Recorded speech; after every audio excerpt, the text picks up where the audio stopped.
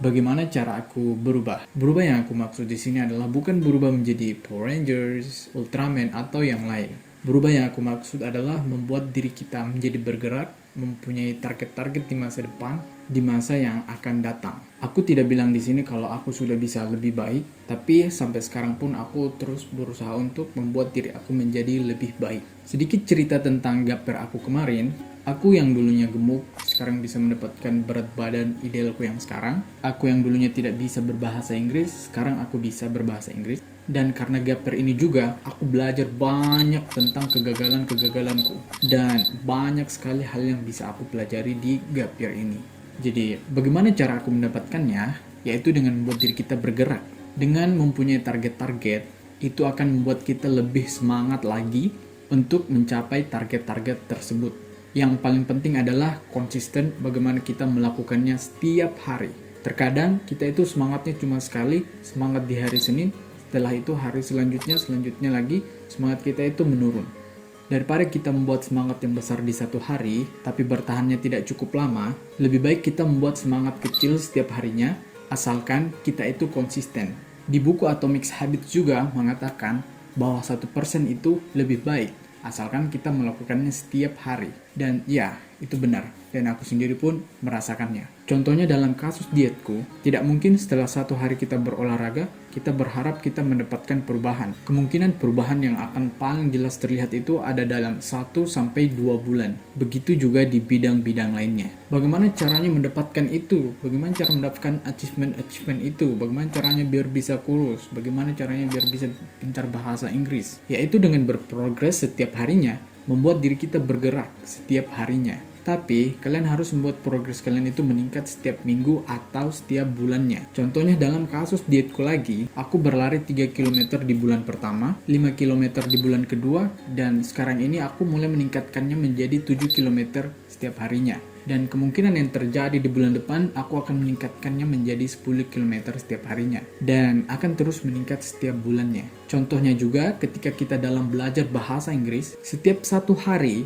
bulan ini aku setidaknya menghafal 10 kosakata, dan di bulan depannya aku meningkatkannya menjadi 15 kosakata setiap harinya. Ketika kita memiliki target-target, itu akan membuat semakin menantang, dan membuat kita juga semakin dekat dengan tujuan yang ingin kita capai. Masa kita berprogres terus, bergerak terus, memangnya tidak istirahat? Nanti malah jadi stres dong. Yap, tentu kita butuh break atau juga istirahat.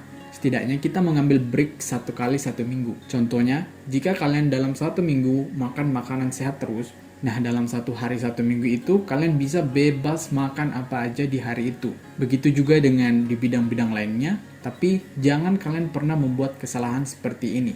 Jika kalian tidak bisa olahraga hari ini karena ada satu kegiatan yang penting, usahakan kalian besoknya itu berolahraga. Karena biasanya itu kita akan keterusan sampai hari-hari selanjutnya. Jangan membuat break atau istirahat kalian ini menjadi 2-3 hari berturut-turut, karena itu akan menjadi bad habits. Memberikan diri kita hadiah. Maksudnya gimana?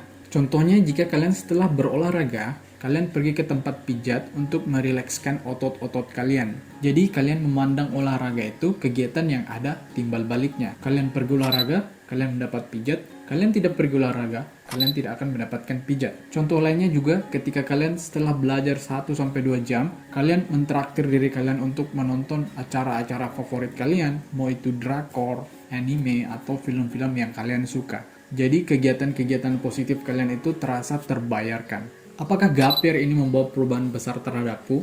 Yap, sedikit cerita, karena gap year ini aku belajar banyak hal. Buat teman-teman yang kelas 12 sekarang dan kalian bingung ketika kuliah nanti mau ambil jurusan apa, kalian mungkin bisa mengambil tindakan gap year ini. Kalian itu bisa belajar banyak hal saat gap year nanti. Banyak orang bilang kalau kita gap year itu ujung-ujungnya tidak ada niat untuk kuliah lagi, nanti malah pilih menikah. Tapi itu kembali kepada diri kita masing-masing lagi. Apakah selama gap year ini kalian melakukan banyak hal-hal positif? Aku percaya bahwa tindakan gap year ini seperti ketapel, ditarik ke belakang dan akan meluncur pesat jauh ke depan. Dan yang paling harus kita siapkan ketika gap year nanti yaitu mental dan hati kita. Karena akan ada banyak pertanyaan-pertanyaan dari teman, sahabat, dan juga keluarga-keluarga besar. Dan kita juga harus menyikapinya dengan tegas dan bijaksana. Jadi, jika kalian nanti ditanya, kenapa kamu mengambil tindakan gap year?